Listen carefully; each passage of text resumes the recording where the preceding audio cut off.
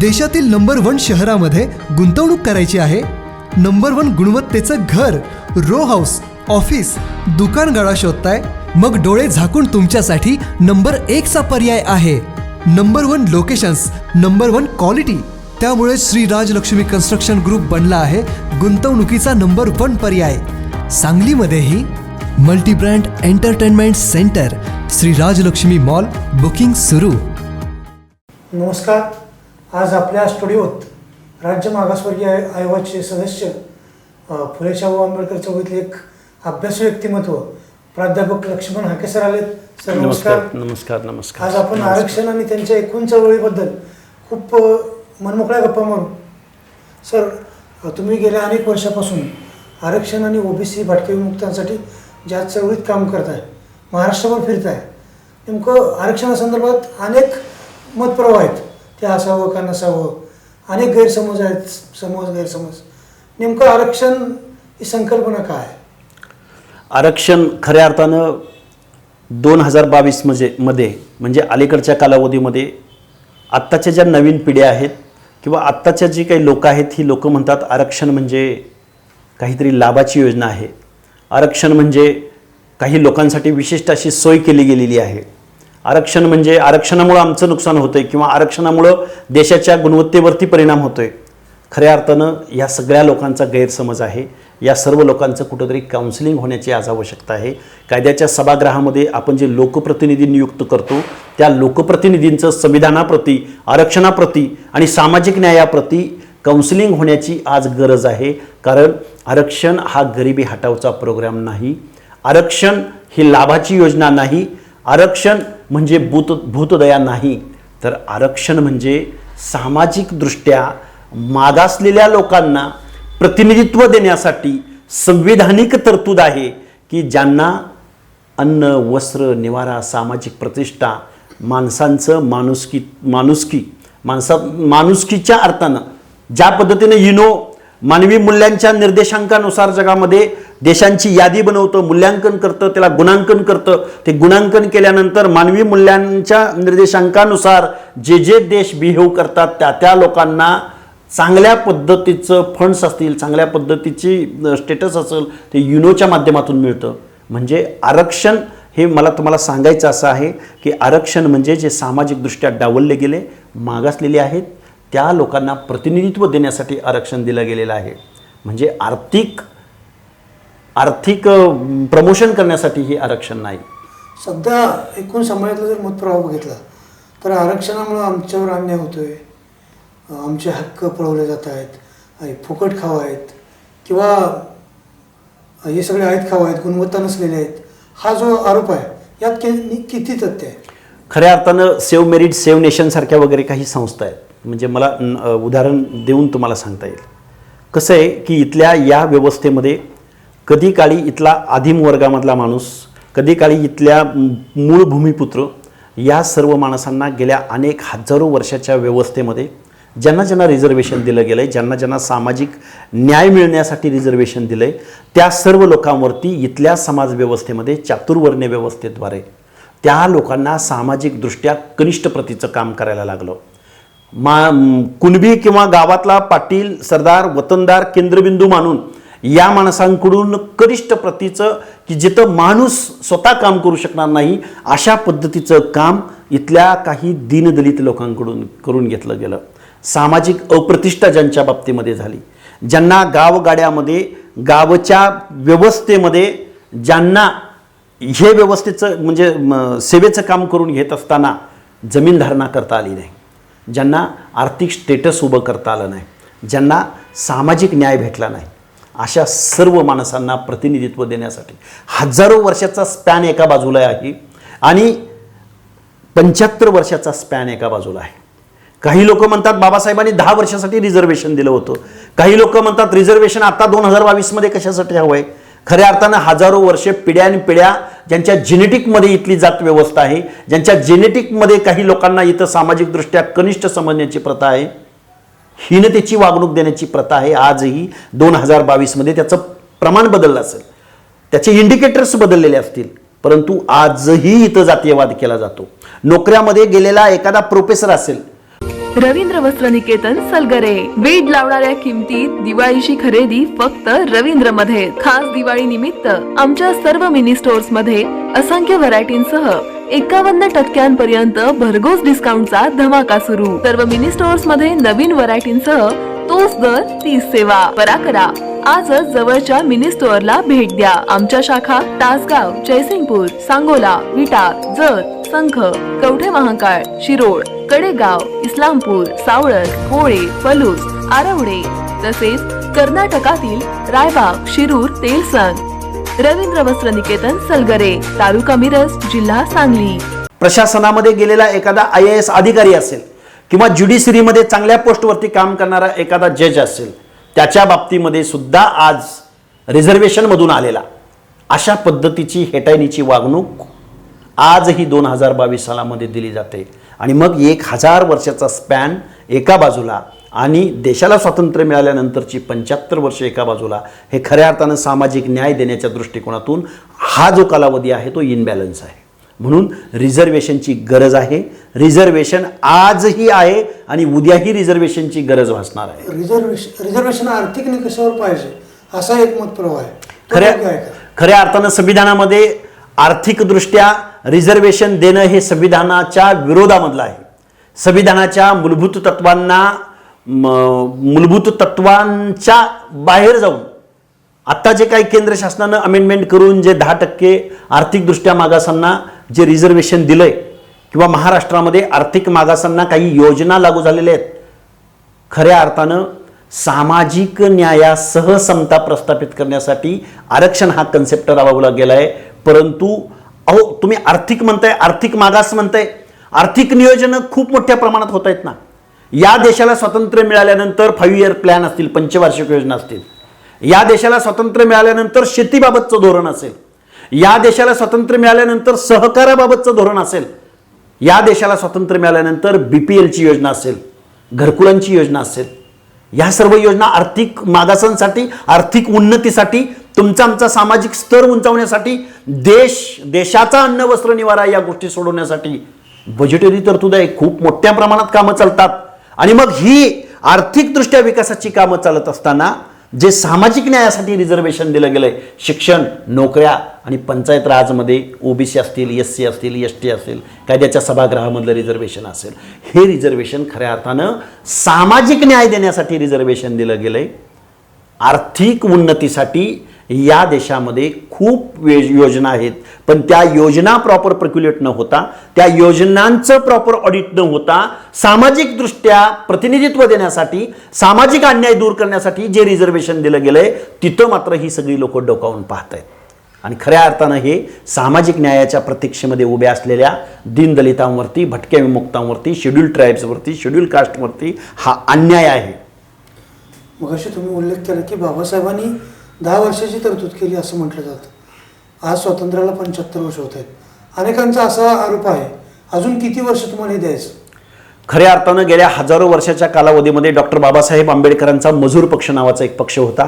त्या पक्षाच्या जाहीरनाम्यामध्ये डॉक्टर बाबासाहेब आंबेडकरांनी अशी मागणी केलेली होती की हवेतून पडणाऱ्या पावसावरती, हवेवरती आणि जमिनीवरती सर्वांचा समान हक्क जोपर्यंत या देशामध्ये प्रस्थापित होणार नाही, तोपर्यंत सामाजिकदृष्ट्या सर्व जातींना एका पातळीवरती पाहण्याची सद्सद विवेक बुद्धी, या भारतीय सद्सद विवेक बुद्धी जागृत असणाऱ्या लिडरशिपच्या मनामध्ये येणार नाही, तोपर्यंत आरक्षण हे चालूच राहणार. हे मजूर पक्षाच्या जाहीरनाम्यामधलं बाबासाहेबांची ही मागणी आहे.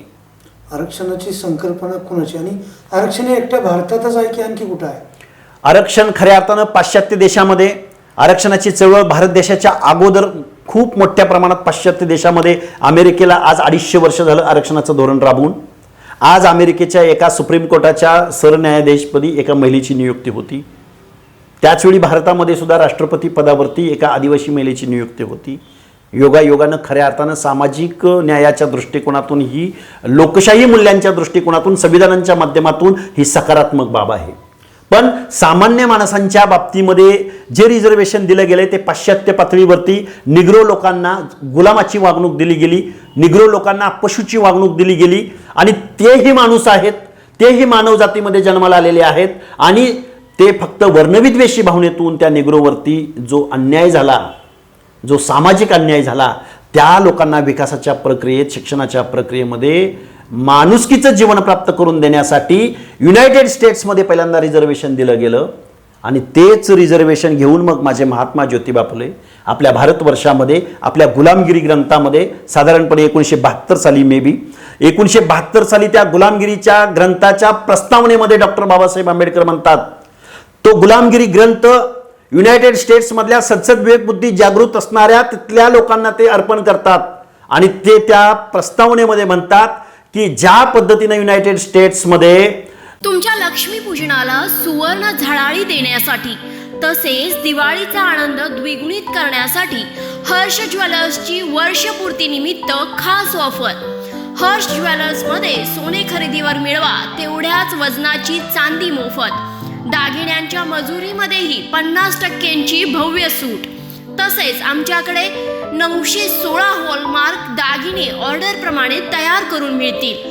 मंगळसूत्र, हार, झुमके, घंटण, फॅन्सी टॉप, पायलसह चेन्नई आणि मुंबई येथील विविध प्रकारच्या दागिन्यांचे माहेरघर हर्ष ज्वेलर्स. खरेदीसाठी आत्ताच भेट द्या. प्रोप्रायटर सीताराम बुचडे. आमचा पत्ता नगरपालिका गाळा नंबर 29, लेंगरे रोड, विटा. कृष्णवर्णियांच्या बाबतीमध्ये धोरण राबवलं गेलंय, रिझर्वेशन दिलं गेलंय, प्रतिनिधित्व दिलं गेलंय. तेच प्रतिनिधित्व माझ्या भारतामध्ये लिडिंगला प्रतिनिधित्व करणाऱ्या म्हणजे राजकीय नेतृत्व करणाऱ्या लोकांच्या मनामध्ये त्यांची संसद विवेक बुद्धी जागृत व्हावी आणि इथल्या दलितांना प्रतिनिधित्व मिळावं, भटक्या विमुक्त जाती जमातींना प्रतिनिधित्व मिळावं आणि समानतेचं तत्व या भारतामध्ये पर्क्युलेट व्हावं. म्हणून महात्मा ज्योतिबा फुल्यांनी खऱ्या अर्थानं म्हणजे हे पाश्चात्य देशामध्ये हे रिझर्वेशन आलंय, त्यानंतर भारत देशामध्ये आलंय. भारतामधल्या रिझर्वेशनचा पाया ज्या पद्धतीने डॉक्टर बाबासाहेब आंबेडकरांनी या रिझर्वेशन किंवा या संविधानाचा कळस असले तरी या भारतवर्षामध्ये डॉक्टर बाबासाहेब आंबेडकरांच्याही अगोदर, डॉक्टर बाबासाहेब आंबेडकरांच्या योगदानाच्याही अगोदर इथं सायमन कमिशन आल्या होत्या, साऊथबर्न कमिटी आली होती, इथं गोलमेज परिषदा भरत होत्या. इथले मग शिक्षणाच्या बाबतीमध्ये जी काही धोरणं राबवली गेली ती धोरणं सुद्धा इंग्रजांनी, बघा सातासमुद्रापलीकडून आलेल्या इंग्रजांनी या भारत देशामध्ये इथली माणसं समजून घेतली, इथले ट्रायबल लोक समजून घेतली, इथले दीनदलित समजून घेतले. 1830 ते 1930 पर्यंत दर 10 वर्षाला जातनिहाय जनगणना केली. नुसती जातनिहाय जनगणना नाही केली, जाती अंतर्गत परत जातींची जनगणना सुद्धा इंग्रजांनी केली. इथं तुम्हाला कायदा दिला, तुम्हाला शिक्षण दिलं, तुमच्या धर्मामधल्या रूढी परंपरा कशा पद्धतीनं जातील, तुम्हाला भौतिक दृष्टिकोन दिला, वैज्ञानिक अप्रोच तुम्हाला इंग्रजांनी दिला. सातासमुद्रापलीकडून आलेल्या इंग्रजांनी तुम्हाला समजून घेऊन तुमच्यामध्ये सुधारणा करण्याच्या दृष्टिकोनातून प्रयत्न केला. रिझर्वेशन हे मूळ इंग्रजांच्या अनेक धोरणामध्ये तुम्हाला मला दिसून येतं. आणि मग या देशाला स्वातंत्र्य मिळाल्यानंतर आज 75 वर्ष झाली. परकीयांची सत्ता गेली, स्वकीयांची सत्ता आली. या भारत देशामध्ये काही लोक, काही कर्ते समाजसुधारक होते, काही बोलघेवडे समाजसुधारक होते. कर्त्या समाजसुधारकांचं असं म्हणणं होतं की अगोदर इथं सामाजिक सुधारणा झाल्या पाहिजेत आणि मग इंग्रजांनी हा देश सोडला पाहिजे. त्याच वेळी बोलघेवडे समाजसुधारक म्हणत होते इंग्रजांनी हा देश सोडला पाहिजे, आम्ही आमचं बघून घेऊ, आम्ही आमचे कायदे सगळे इथे इम्प्लिमेंट करू. त्यांचा उद्देश हेतू चांगला असूही शकेल, पण आज 75 वर्षात आपण ज्यावेळी सिंहावलोकन करतो या भारत देशामध्ये, त्यावेळी सामान्य माणूस, सामाजिक न्यायाच्या प्रतीक्षेमधला माणूस, राजर्षी शाहू महाराजांच्या मनामधलं जाती अंताची लढाई किंवा डॉक्टर बाबासाहेब आंबेडकर, महात्मा ज्योतिबा फुले यांच्या दृष्टिकोनातून जो सामाजिक न्याय आज इथं उभा राहायला हवा होता, तो दुर्दैवानं आज इथं उभा राहताना दिसून येत नाही. आत्ता तुम्ही तुमच्या उत्तरात इंग्रजांनी जातनिहाय जनगणना केल्याचा उल्लेख केला. आत्ता आपल्या सरकारकडं सगळे समूह, इतर जातीचे समूह आहेत, ते जातनिहाय जनगणनेची मागणी करत आहेत, पण सरकार जातनिहाय जनगणना का करत नाही? खऱ्या अर्थानं या भारत देशामध्ये देशाला स्वातंत्र्य मिळाल्यानंतर 1947ला स्वातंत्र्य मिळालं, 1948ला सेन्सस ॲक्ट तयार झाला या भारत देशामध्ये. त्या सेन्सस ॲक्टमध्ये जातनिहाय जनगणना करता येणार नाही अशा पद्धतीची तरतूद आहे. पहिली ही टेक्निकल गोष्ट आहे. दुसरी गोष्ट, आज या भारत देशामध्ये हजारो लाखो कोटीची बजेट्स वेगवेगळ्या धोरणावरती राबवले जातात. हे बजेट्स राबवत असताना आज इथं प्रॉपर्टी कार्ड तयार होतं, आज इथं पॅन कार्ड तयार होतं, आज इथं आधार कार्ड तयार होतं, आज या भारत देशामध्ये अनेक टेक्नॉलॉजीचा वापर करून अनेक गोष्टी सुसह्य करण्याचा प्रयत्न होतोय.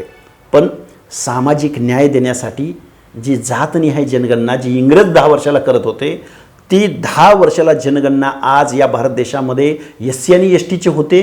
कारण संविधानात तशी तरतूद आहे, नाही केली तर गुन्हा म्हणून त्याच्यावरती पुन्हा शिक्षा देण्याची तरतूद आहे, म्हणून SC STची जातनिहाय जनगणना होते. पण OBC आणि VJNTची जनगणना होत नाही जोपर्यंत जातनिहाय जनगणना होणार नाही. उदाहरण सांगतो का जातनिहाय जनगणनेची गरज आहे.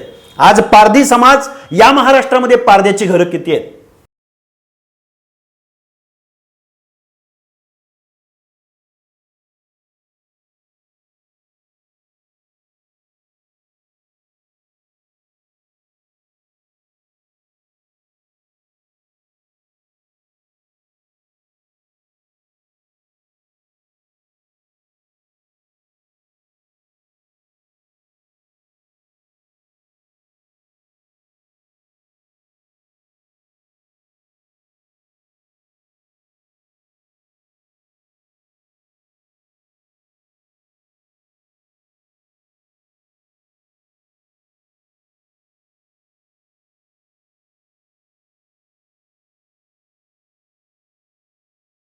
विटा कडक लक्ष्मीवाला समाज आज पाला जमिनीशी समांतर पालामध्ये तो राहतो.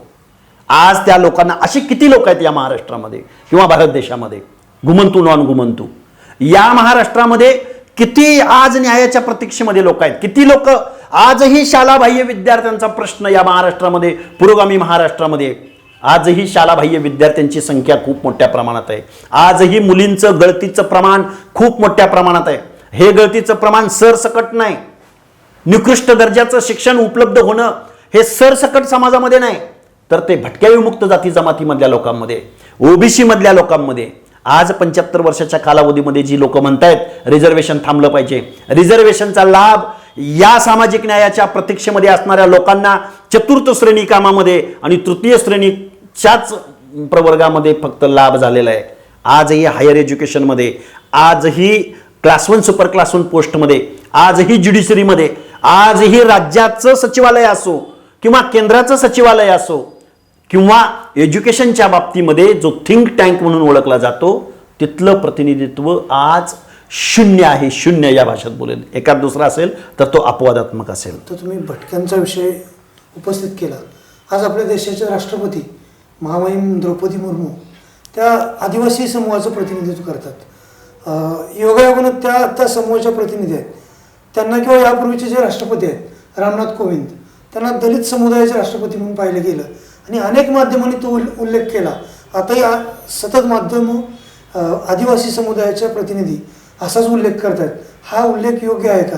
आणि दुसरा प्रश्न त्याला लागून त्यांना प्रतिनिधित्व दिल्यानं या समूहाच्या समस्या सुटणार आहेत का? खऱ्या अर्थानं एका बाजूला मुर्मू असतील किंवा रामनाथ कोविंद असतील, त्यांना राष्ट्रपती पदावरती बघितल्यानंतर खऱ्या अर्थानं या महाराष्ट्रामध्ये, या भारत देशामध्ये जो सामाजिक न्यायाच्या प्रतीक्षेमध्ये जी शेड्यूल कास्टमधली आणि शेड्यूल ट्राईब्समधली जी लोकं आहेत, या सर्व लोकांच्या मनामध्ये एक गुड फिलिंग अतिशय चांगल्या पद्धतीचं होऊ शकतं किंवा आहे तात्विक लेवलला ज्यावेळी आम्ही विचार करतो त्यावेळी. परंतु याच्या पुढं जाऊन विषय असा बुरतो. एक उत्तत्व सांगतो तुम्हाला मी. खऱ्या अर्थानं द्रौपदी मुर्मू यांना राष्ट्रपती पदावरती निवड झाल्यानंतर खऱ्या अर्थानं एक चांगल्या पद्धतीचं वातावरण या देशामध्ये होऊ शकतं. खऱ्या अर्थानं याचं श्रेय संविधानाला जातं. परंतु या देशामध्ये आजही इथले आदिवासी, आजही त्यांचा प्रशासनाबरोबर संघर्ष आहे. आजही जिथं जंगलं आहेत, जिथं पर्वतरांगा आहेत, खूप मोठा नक्षलाईटचा आज खूप मोठा प्रादुर्भाव या देशामध्ये आहे. प्रत्येक राज्यामध्ये नक्षलाईचं एक मूवमेंट आहे. खऱ्या अर्थानं त्याच्यावरती मी भाष्य करणं योग्य अयोग्य माहिती नाही मला, परंतु त्यांचा संघर्ष प्रशासनाबरोबर आहे आणि तो प्रशासनाबरोबरचा संघर्ष जोपर्यंत त्यांची वास्तव परिस्थिती, त्यांचं लिव्हिंग स्टँडर्डनेस, त्यांचं जंगलावरती अवलंबून असणाऱ्या गोष्टी, त्यांच्या जंगलाबाबतचे त्यांचे परंपरागत हजारो वर्षाचे त्यांचे हक्क जोपर्यंत विश्वासाची व गुणवत्तेची परंपरा जोपासणारे दर्जेदार अद्यावत आणि भरपूर व्हरायटीज असलेल्या टाईल्सचे भव्य दालन मयूर टाईल्स। आमच्याकडे कडप्पा ग्रेनाइट, मार्बोनेट, स्पार्टेक्स, ग्लेस टाईल्स सर्व स्टाईल्समध्ये उपलब्ध आहेत। तसेच सॅनिटरी वेअर, सिनेटेक्स टाकी, प्लंबिंग मटेरियल, PVC, मयूर बंब, CP fitting, paving block, Mayur water tank, steel, सिमेंटचे होलसेल व रिटेल विक्रेते। तुमच्या घराला सुंदर व परिपूर्ण करण्यासाठी आजच संपर्क करा। प्रत्येक घराशी व घरातल्या प्रत्येकाशी नातं जोडणारं टाईल्सचे भव्य दालन मयूर टाईल्स। आमचा पत्ता कराड रोड, विटा। प्रशासन सहानुभूतीनं त्यांचा विचार करणार नाही आणि त्यांच्या न्यायाच्या योजना जोपर्यंत पर्क्युलेट होणार नाहीत तोपर्यंत मुर्मू राष्ट्रपती होणं खऱ्या अर्थानं प्रतिकात्मकच ठरेल। ते याच मुद्द्याला लागून एक दुसरा प्रश्न सर, रामनाथ कोविंद राष्ट्रपती असताना आता आपण सामाजिक न्यायाची एका बाजूनं आजही 75 वर्षानंतर मागणी आहे आणि दुसऱ्या बाजूनं आरक्षण संपलं पाहिजे अशी मोठ्या प्रमाणात मागणी आहे, पण त्याच वेळेला या देशाचा राष्ट्रपती रामनाथ कोविंद असताना त्यांना मंदिरात प्रवेश दिला जात नाही, याबद्दल काय सांगा? तेच सांगतोय मी तुम्हाला, गेल्या हजारो वर्षाच्या कालावधीमध्ये इथं चातुर्वर्ण्य व्यवस्था होती आणि ती चातुर्वर्ण्य व्यवस्था या कायद्याच्या माध्यमातून किंवा अशा कितीतरी पुरोगामी किंवा भौतिक दृष्टिकोनातून आपण योजना, एज्युकेशन सिस्टीम या सगळ्या गोष्टी जरी आज आपण राबवित असलो तरी या देशामधली जात नाही ती जात किंवा प्रत्येक समाजामध्ये जन्माला येणं आणि मग त्या समाजाकडं कनिष्ठ दृष्टिकोनातून पाहणं ही खऱ्या अर्थानं या भारत देशामध्ये पिढ्यानपिढ्या चालत आलेल्या गोष्टी आहेत। त्या इतक्यात या संविधानाच्या माध्यमातून जे अतिशय चांगल्या पद्धतीच्या संविधानाच्या ज्या तरतुदी आहेत त्या तरतुदीकडेच आज एक वेगळ्या भावनेतून या भारत देशामध्ये पाहिलं जातं आहे। जोपर्यंत ह्या ॲप्रोचमध्ये बदल होणार नाही, दृष्टिकोनामध्ये बदल होणार नाही, जोपर्यंत चळवळी वाढणार नाहीत, प्रोटेक्ट होणार नाहीत, तोपर्यंत हा ॲप्रोच या भारत देशामध्ये असाच चालू राहणार आहे। आरक्षणाची मागणी सर सगळ्या समुदायात नव्हते, भारतातले बहुतांश सगळे समुदाय आरक्षणाची मागणी करतात, पण ज्यावेळी संविधानाच्या रक्षणाची आणि आरक्षणाच्या रक्षणाची लढाई येते, प्रसंग येतो, त्यावेळेस या समाजातला विशिष्ट वर्ग बौद्ध समाज बहुतांश संख्येनं त्यासाठी जास्त लढताना का दिसतो? इतर समाज त्यासाठी लढ्यात उतरताना का दिसत नाही? खऱ्या अर्थानं या समाजानं, या भारतीय समाज व्यवस्थेमध्ये सगळ्यात जास्त अन्याय आणि अत्याचार या समाजानं भोगलेला आहे।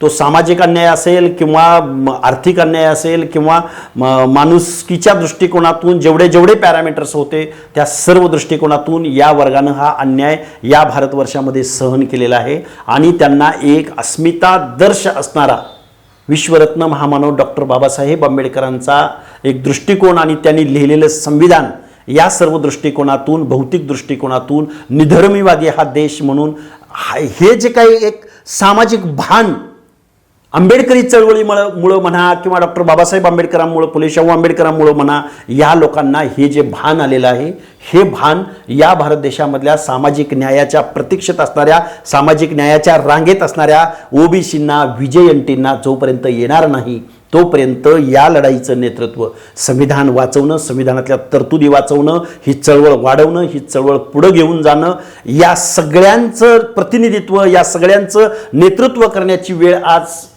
या समाजावरती आहे आणि त्यांनी ती भूमिका निभावली पाहिजे। सर, तुमचं उत्तर अगदी योग्य आहे, पण या सगळ्या तमाम ओबीसींना अपवाद आहेत, आंबेडकरी विचार किंवा आंबेडकरी नेतृत्व आपलं वाटताना दिसत नाही। खऱ्या अर्थानं जोपर्यंत इथल्या लोकांपर्यंत संविधानाच्या तरतुदी, माणुसकीचं जीवन, चळवळी, जोपर्यंत आपला मित्र कोण, आपला शत्रू कोण, आपल्यासाठी कायदे कोणते आहेत, कायदे इम्प्लिमेंट होतात की नाही। बघा, ग्रामीण व्यवस्थेमध्ये हा जो ओबीसी व्हिजेएनटी प्रवर्गामधला माणूस आहे, डॉक्टर बाबासाहेब आंबेडकरांना हयात असताना या कम्युनिटीनी समजून घेतलं नाही। काय इथं चातुर्वर्ण्य व्यवस्था, इथं दोन वर्ण नाही आहेत, निग्रो किंवा श्वेतवर्णीय किंवा कृष्णवर्णीय नाही आहेत, इथं चातुर्वर्ण्य सिस्टीम आहे, सिस्टीम। आणि या सिस्टीममध्ये सर्वात तळाला एक आहे, 3 नंबरला एक आहे, 2 नंबरला एक आहे, 1 नंबरला एक आहे।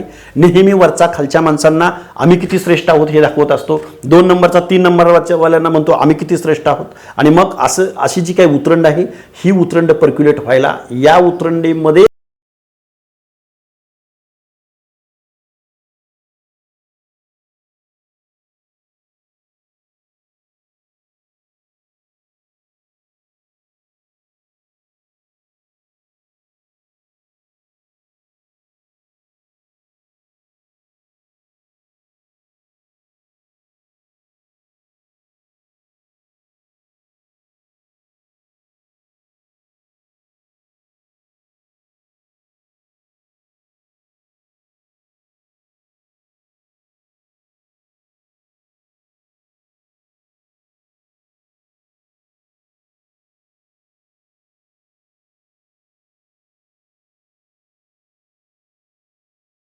रोड विटा. पर्क्युलेट व्हायला, कायदे कानून पर्क्युलेट व्हायला निश्चित कालावधी जाणार आहे. परंतु अलीकडच्या कालावधीमध्ये चळवळी उभ्या राहताना दिसून येत नाही. चळवळीचं नेतृत्व अभ्यासू माणसं, जबाबदार माणसं, संवेदनशील माणसं, सामाजिक भान असलेली माणसं करताना दिसून येत नाहीत. अलीकडच्या कालावधीमध्ये प्रत्येक गोष्टीकडं निवडणुका केंद्रबिंदू म्हणजे राजकारण केंद्रभागी ठेवून प्रत्येक गोष्टीकडं पाहताना आजकालचे लोक दिसत आहेत. त्यामुळंच या लोकांमध्ये संविधानाबाबतचं, फुले शाहू आंबेडकरांच्या विचारधारेबाबतचं, पुरोगामी विचारसरणीबाबतचं अज्ञान आहे. आणि हे अज्ञान दूर करणं किंवा त्या अज्ञानातून या लोकांना बाहेर काढणं खऱ्या अर्थानं इथून पुढच्या पुरोगामी चळवळींपुढचं एक खूप मोठं आव्हान असणार आहे. आत्ता ओबीसी आरक्षणाचा निकाल लागला जस्टच, आणि राज्यभर अशी आता चर्चा आहे की आम्हाला आरक्षण भाजपनं दिलं. हे कितपत सत्य आहे? खऱ्या अर्थानं हे आरक्षण का गेलं, कशासाठी गेलं, आरक्षणाचे विरोधक कोण, आरक्षणाला, ओबीसी आरक्षणाला विरोध कुणी केला, या सगळ्या गोष्टी तमाम या भारतामधल्या सगळ्या लोकांना माहिती आहेत. या देशाला स्वातंत्र्य मिळत असताना ओबीसींच्या 340व्या कलमासाठी डॉक्टर बाबासाहेब आंबेडकरांनी कायदेमंत्रीपदाचा राजीनामा दिला. ओबीसींना रिझर्वेशन देत असताना कायद्याच्या सभागृहामध्ये, संसदेमध्ये बाबासाहेबांना प्रश्न विचारला, बाबासाहेब तुम्ही दलितांना आरक्षण दिलं, ज्यांच्या बाबतीमध्ये छूत अच्युतपणा पाळला गेला त्यांना तुम्ही रिझर्वेशन दिलं, हे आम्ही समजू शकतो, पण गावगाड्यामधल्या ओबीसींना कशासाठी आरक्षण द्यायचं, त्यांच्या बाबतीमध्ये कुठं छूत अच्युतपणा पाळला गेला. त्यावेळी डॉक्टर बाबासाहेब आंबेडकरांनी या भारत देशामधल्या कर्त्या लोकांना सांगितलं होतं की जरी ही लोक गावगाड्यामध्ये असली तरी डोंगराच्या कुशीला कुठंतरी बेरड बेडर रामोशीची लोक वसते, निर्मनुष्य ठिकाणी परंपरागत ती कामं करतायत, भटकतायत, मेंढपाळ आहे, त्यामध्ये कातकरी आहे, भिल्ल आहे. या सगळ्या लोकांना विकासाच्या प्रवाहात आणायचं असेल तरी सुद्धा या लोकांना आपल्याला रिझर्वेशन द्यावं लागेल. बघा, इथल्या एसटीचा संघर्ष हा इथल्या प्रशासनाशी आहे, इथल्या विजयंतीचा संघर्ष इथल्या प्रशासनाशी आहे, ओबीसींचा संघर्ष इथल्या प्रशासनाची आहे, सुखसोयीची. आम्ही त्या जातीत जन्माला आलो म्हणून आम्हाला प्रतिनिधित्व मिळत नाही, आम्ही त्या जातीत जन्माला आलो म्हणून आमची आर्थिक उन्नती होत नाही, आम्ही त्या जातीत जन्माला आलो म्हणून आम्हाला सामाजिकदृष्ट्या कनिष्ठ समजलं जातं. परंतु ही सगळी माणसं इथल्या व्यवस्थेच्या विरोधात भांडण्यापेक्षा ही माणसं प्रशासनाला शत्रू मानून भांडतायत. पण मगाचाच तुमच्या प्रश्नाचं उत्तर, एससी कम्युनिटीला फक्त प्रशासनाशी भांडायचं नाही तर त्यांना इथल्या समाज व्यवस्थेबरोबर सुद्धा भांडायचं आहे. हजारो वर्षानं यांच्यावरती दैन्य लादलं, यांच्याकडं निकृष्ट प्रतीचं अप्रोच लादला. म्हणून या चळवळीचं नेतृत्व कुठंतरी या लोकांनी अजून पुढे येऊन करायला हवं. निश्चित इथून पुढच्या कालावधीमध्ये विजयंटी असतील, ओबीसी असतील, एसटी प्रवर्ग असतील, आज या लोकांनी संवेदनशील पद्धतीनं आज रोजी या आरक्षणाकडे पाहण्याची गरज आहे. आता राहिला प्रश्न ओबीसीचं रिझर्वेशन. ओबीसीचं रिझर्वेशन देशाला स्वातंत्र्य मिळाल्यानंतर ओबीसींना रिझर्वेशन मिळण्यासाठी 1995 साल उजाडलं. 95 साल उजाडल्यानंतर आज 2022 मध्ये 27% आरक्षण 27व्या वर्षी ज्युडिशरीच्या माध्यमातून चॅलेंज झालं. 2 वर्षामध्ये तेच आरक्षण परत मिळालं, कमी जास्त प्रमाणात मिळालं. खऱ्या अर्थानं सुप्रीम कोर्टाची मागणी अशी होती की यांचा इम्पेरिकल डाटा कलेक्ट झाल्याशिवाय, यांचं मागासलेपण चेक झाल्याशिवाय हे रिझर्वेशन देण्यात येऊ नये. म्हणून काही निवडणुका आरक्षणाविना झाल्या.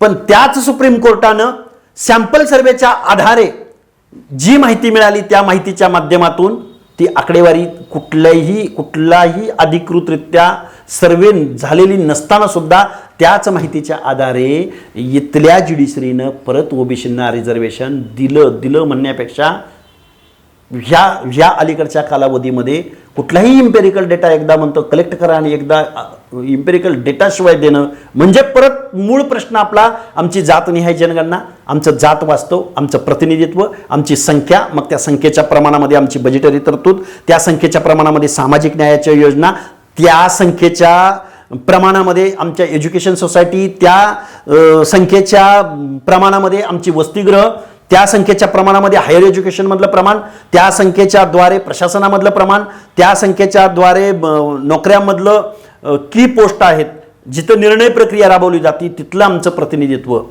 या सर्व दृष्टिकोनातून तुमची जातनिहाय जनगणना, तुमचा इम्पेरिकल डेटा सत्तेमधला असो किंवा विरोधकामधला असो, या लोकांना तुमचं वास्तव, तुमचा अनुभवाधिष्ठित डाटा, तुमचा इम्पेरिकल डेटा अजेंड्यावर येऊ द्यायचा नाही. हे खूप मोठं षडयंत्र आहे. त्यामध्ये कुठलाही पक्ष मग त्याला अपवाद नाही. मी जबाबदारीने बोलतोय, राज्य मागासवर्ग आयोगाचा सदस्य म्हणून या गोष्टी माझ्या ओबीसी, विजयंटी, SC ST प्रवर्गामधल्या लोकांना प्रमाण मानून हे वास्तव मला कुठंतरी बोलावं लागेल, सांगावं लागेल, म्हणून मी तुमच्यासमोर या गोष्टी मांडतोय. कारण कुणालाच जातनिहाय जनगणना करायची नाही, कुणालाच इम्पेरिकल डाटा गोळा करायचं नाही. भले यांचं रिझर्वेशन अजून चालू राहिलं तर चालू द्या.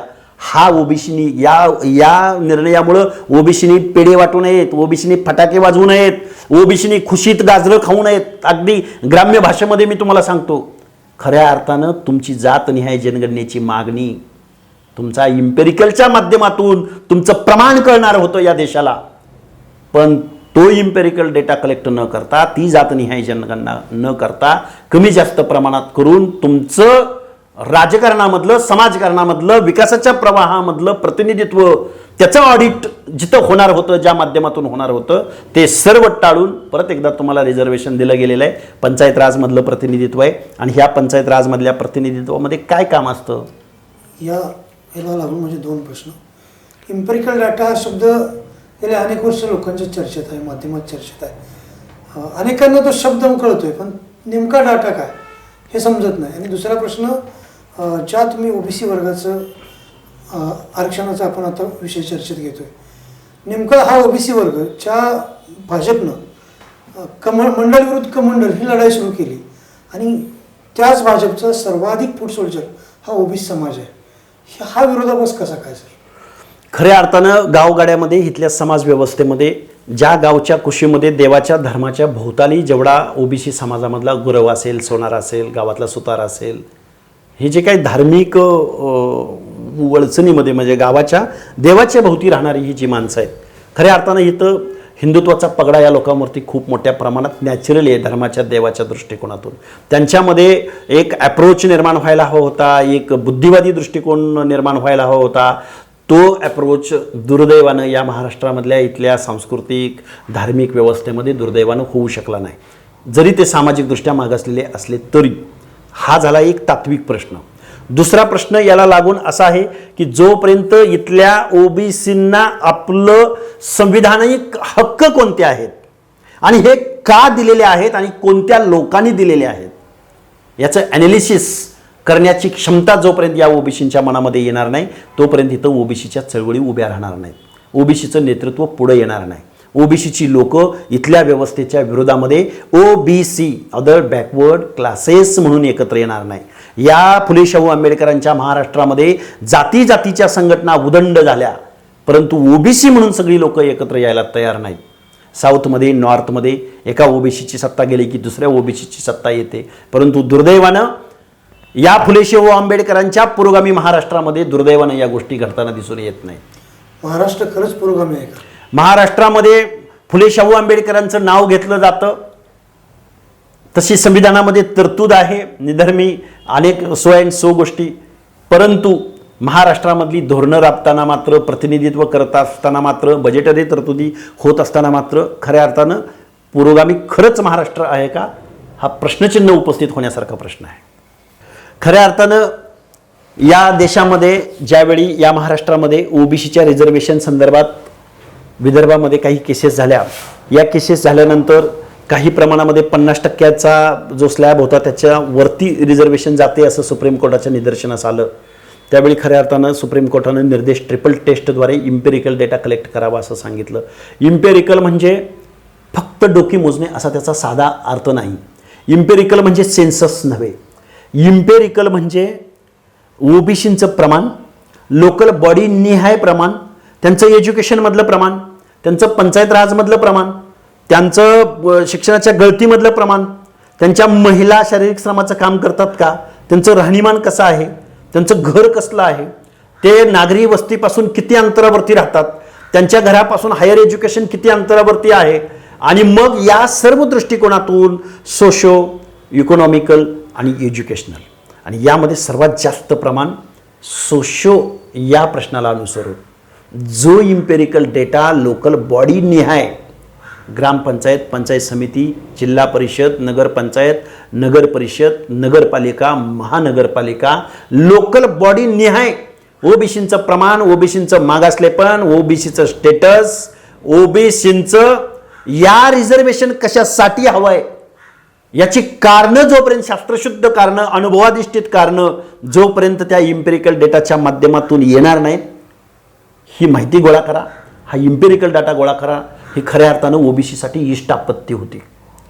इष्ट आपत्ती या दृष्टिकोनातून जबाबदारीनं धाडसानं इष्ट आपत्ती यासाठी म्हणतोय की निदान सुप्रीम कोर्टाच्या माध्यमातून या ओबीसीचं स्टेटस कधीतरी अजेंड्यावरती येणार होतं. जे 1931ला इंग्रजांनी केलेलं होतं ते 2022 मध्ये येण्याची वेळ आलेली होती.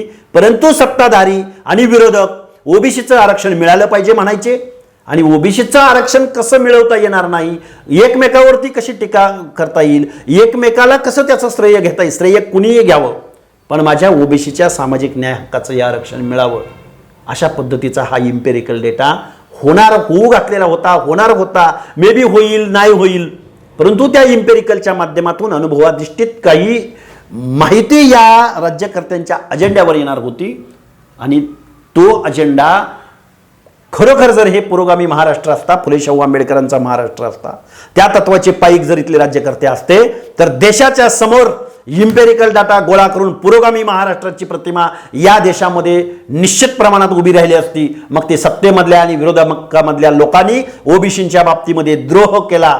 ओबीसीचा इम्पेरिकल डेटा गोळा न करता बांठिया समितीसारखी एक समिती निर्माण केली आणि कुठं आडनावाच्या माध्यमातून, कुठं ग्रामसेवकाच्या माध्यमातून जुजबी असा सॅम्पल सर्वे केला आणि मग जे 52% 54% ओबीसीचं रिझर्वेशन आहे, लोकसंख्या आहे, त्या 52% कुठं 30% दाखवू, कुठं 22% दाखवू, कुठं 10% दाखवू.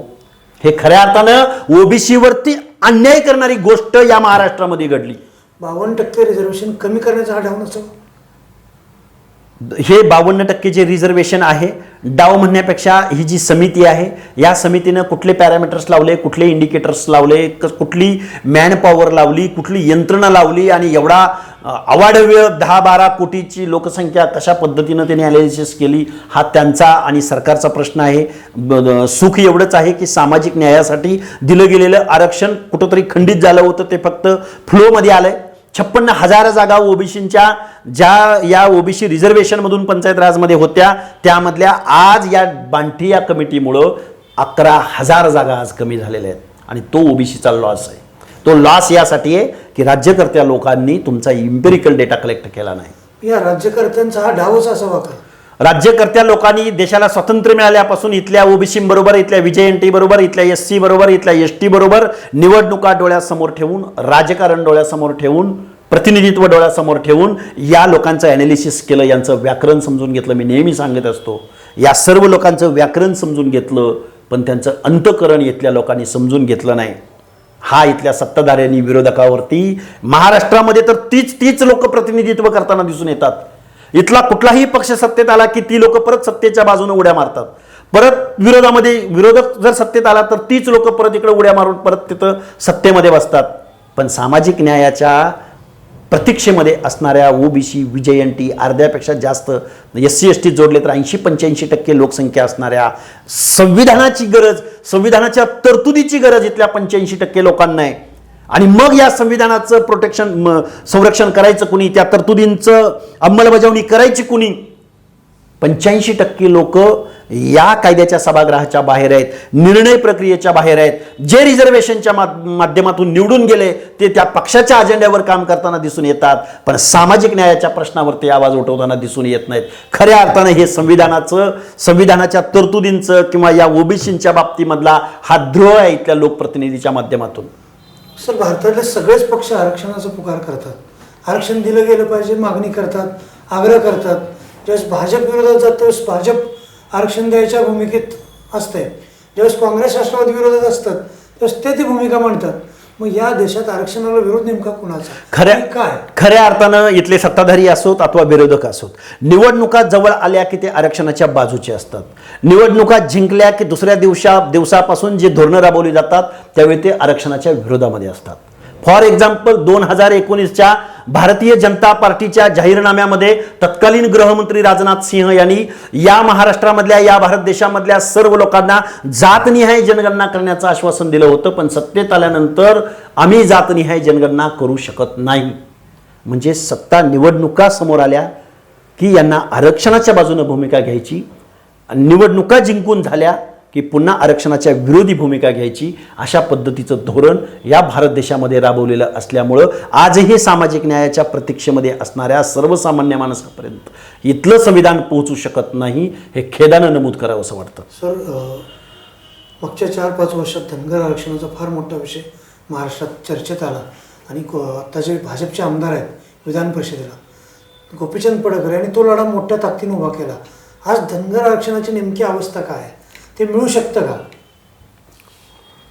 खऱ्या अर्थानं मी राज्य मागासवर्ग आयोगाचा सदस्य आहे. रस्त्यावरची लढाई लढण्याचा, लोकशाहीच्या आयुधांद्वारे लढाई लढण्याचा इथं प्रत्येकाला अधिकार आहे.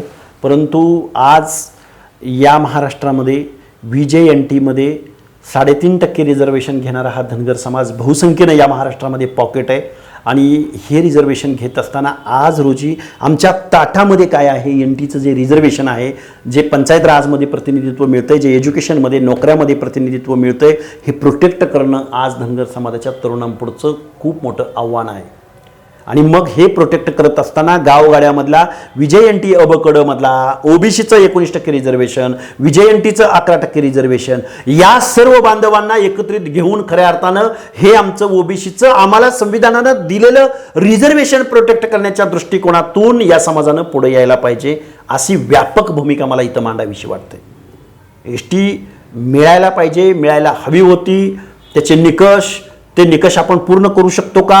आंदोलनं, मोठमोठ्या चळवळी, त्यात दर 10 वर्षाला चळवळ तयार होते, त्या चळवळीचं रूपांतर त्या नेत्याला विधान परिषदेमध्ये प्रतिनिधित्व मिळतं, एखाद्या माणसाला एखादं मंत्रीपद मिळतं. आणि मग बहुसंख्य लोकांना बघा, जंगलामध्ये आपले शिकारी पहिले गेले की तिथं एक दैवत असायचं, एक देव असायचा. त्या देवाला शिकार झाली की भूतदया म्हणून त्याला एक थोडासा असा प्रसाद दाखवला जायचा आणि बाकी अख्खी शिकार तो शिकारी स्वतःच्या म्हणजे स्वार्थासाठी तो स्वतः त्या शिकारीवरती डल्ला मारायचा. त्याच पद्धतीनं धनगर समाजाच्या या ST आरक्षणाचं आंदोलन असो किंवा सामाजिक चळवळ असो किंवा कुठलीही असो, दर 10 वर्षाला एका माणसाला एक विधान परिषद दिली जाते.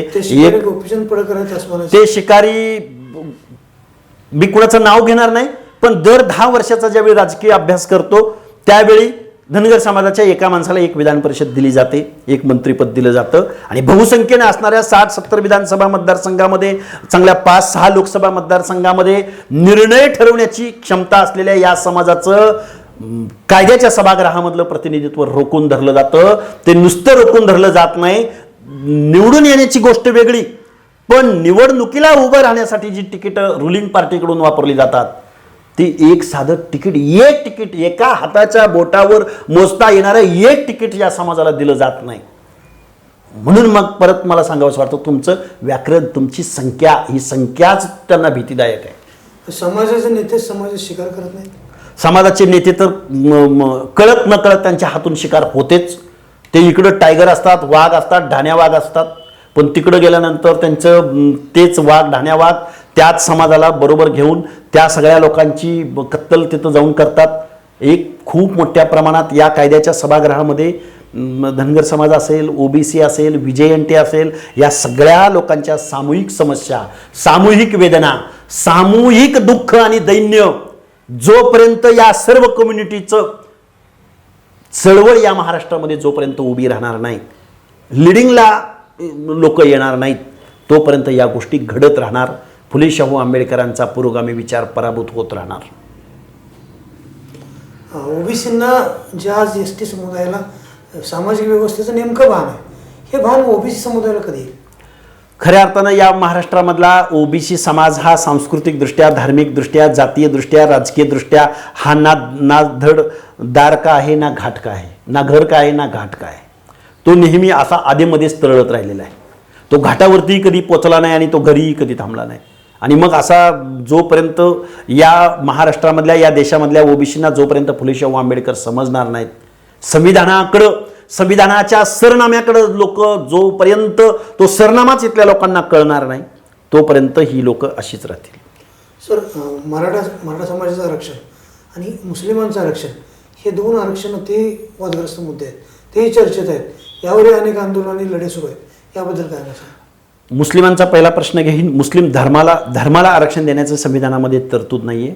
तर त्या समाजामध्ये जेवढे काही म्हणून लोक जे काही व्यवसाय करतात, व्यवसायानुरूप कनिष्ठ प्रतीचं जीवन जगतात, त्यातली एक एक कास्ट आम्ही आत्ता पण आमच्यासमोर काही डेलिगेशन्स आहेत, त्या लोकांना रिझर्वेशन देण्याची तरतूद मात्र आहे. पण आता मराठा समाजाचं रिझर्वेशन या बाबतीमध्ये हा खऱ्या अर्थानं प्रत्येक समाजाला आरक्षण मागण्याचा अधिकार आहे, लोकशाहीच्या मार्गानं मोर्चे आंदोलनं करण्याचा अधिकार आहे. परंतु रिझर्वेशनचा जो कॉन्सेप्ट आहे, रिझर्वेशन ही समाज व्यवस्था, या समाज व्यवस्थेमध्ये मागास कोण आहेत, प्रगत कोण आहेत, राज्यकर्ते कोण आहेत, लॉ बनवणारे लॉ इम्प्लिमेंट करणारे कोण आहेत, फ्रंटला कोण आहेत, व्यवस्था कोणाच्या हातामध्ये. फक्त गावाचा विचार करायचा म्हणलं तर गावातली उपजाऊ जमीन कुणाच्या मालकीची आहे, नदीच्या काठाची जमीन कुणाच्या मालकीची आहे, आणि मग दुष्काळ एकदम डोंगराच्या ओसाडीला कुठंतरी एखादं एकदम डेझर्ट लँड कुणाच्या मालकीची आहे. या सर्व दृष्टिकोनातून या महाराष्ट्राचा गावगाडा, या महाराष्ट्राचं राजकारण, या नवे या देशाचं राजकारण ज्या मराठा समाजानं सामाजिकदृष्ट्या या सगळ्या व्यवस्थेचं नेतृत्व केलं, तेच नेतृत्व आम्ही सामाजिकदृष्ट्या मागास आहोत. म्हणून जर ओबीसी मध्ये रिझर्वेशन मागत असेल, ओबीसी मधूनच रिझर्वेशन मागत असेल, तर जो मूळ ज्याला सामाजिक न्याय देण्यासाठी जे रिझर्वेशन दिलं गेलंय, फॉर एक्झाम्पल ओबीसी मध्ये जर मराठा समाज आला, यातून जर रिझर्वेशन दिलं गेलं, तर मग विजयंटी मधला पारधी असेल, बेरडबेड रामूश असेल, गावगाड्यामध्ये कुठंतरी एखादा नाभिकाचं घर असेल, कुंभाराचं घर असेल, सुताराचं घर असेल, लोहाराचं घर असेल, गिसाड्याचं घर असेल, गुरुवाचं घर असेल, म्हणजे ज्यांच्या सामाजिक उत्थानासाठी, सामाजिक न्यायासाठी, पंचायत राजमधल्या प्रतिनिधित्वासाठी जे रिझर्वेशन दिलं गेलंय, त्या रिझर्वेशनचा मूळ अर्थ, मूळ गाभ्याला हा धक्का पोहोचेल. मी विरोधात नाही, मराठा समाजानं आरक्षणाच्या मागण्या कराव्या, डेलिगेशन करावी, पण जे as per constitution, as per law, सामाजिकदृष्ट्या जे पॅरामीटर्स फुलफिल करावे लागतील, जे इंडिकेटर्स फुलफिल करावे लागतील, ते जर फुलफिल करण्यात जर मराठा समाज यशस्वी झाला, तर मराठा समाजाला रिझर्वेशन मिळू शकतं. पण या गोष्टी जर तो फुलफिल करू शकला नाही, तर मे बी जो सुप्रीम कोर्टाचा 5 मे 2019चा जो निर्णय आहे, त्या निर्णयामध्ये सुप्रीम कोर्टानं खूप शेकडो पानांचा तो निर्णय आहे, तो निर्णय मराठा समाजाच्या जबाबदार माणसांनी नेतृत्वाने त्या निर्णयाचा अभ्यास करावा, त्या निर्णयाचं वाचन करावं, असं माझं मत आहे. महाराष्ट्राच्या स्थापनेपासून महाराष्ट्रात जे सत्ता राहिली, बहुतांश मराठा समाजाची राहिली, जे मुख्यमंत्री झाले, जे मंत्री झाले, तर सर्वाधिक प्रमाण मराठा समाजाचं आहे. मग या नेत्यांनीच या समाजाचं नुकसान केलं असं नाही होत? नाही, तसं म्हणता येणार नाही.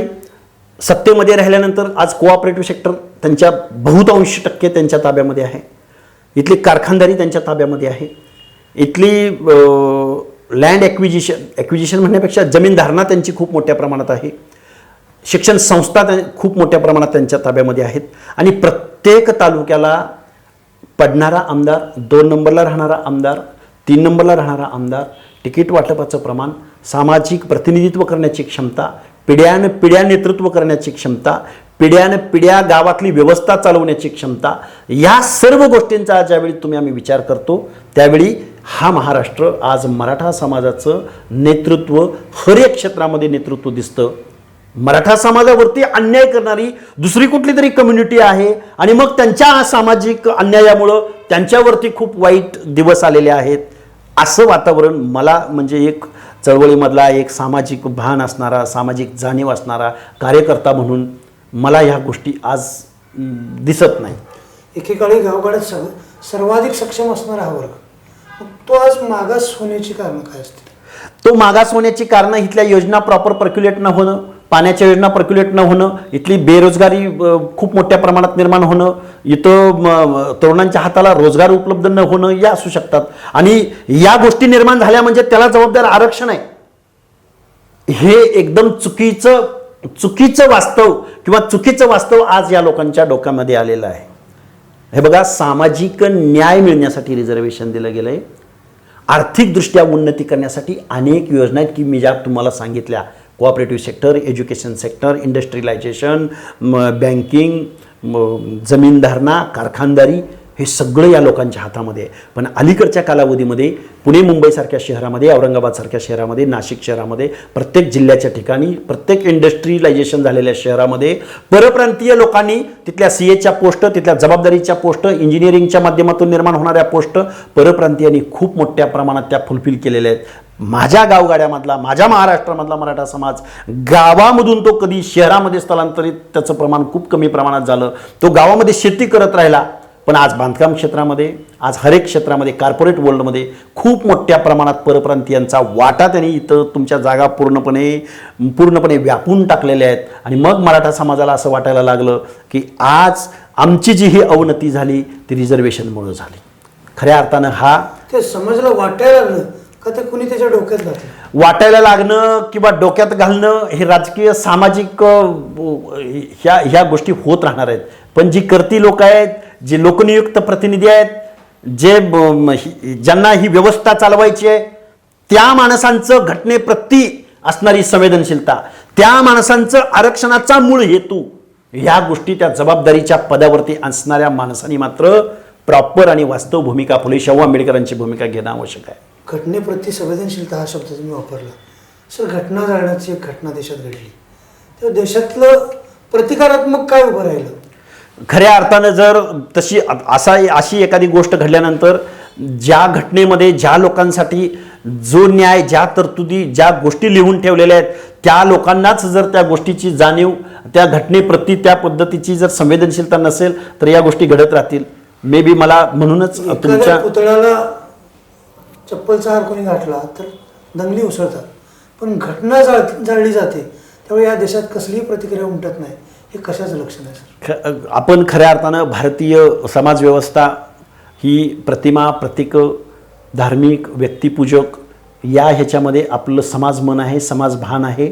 ज्यावेळी सिंगल माणूस गावगाड्यामध्ये समाजव्यवस्थेमध्ये वावरत असतो, आपल्या घराच्या शेजारी असलेला मुस्लिम त्याच्याशी त्याचं अतिशय चांगल्या पद्धतीचं सौहार्दाचं वातावरण असतो, तोच सिंगल माणूस ज्यावेळी समूहामध्ये जातो, मॉबमध्ये जातो, त्यावेळी तो त्याच माणसाच्या विरोधामध्ये दंगली करण्यास प्रवृत्त होतो.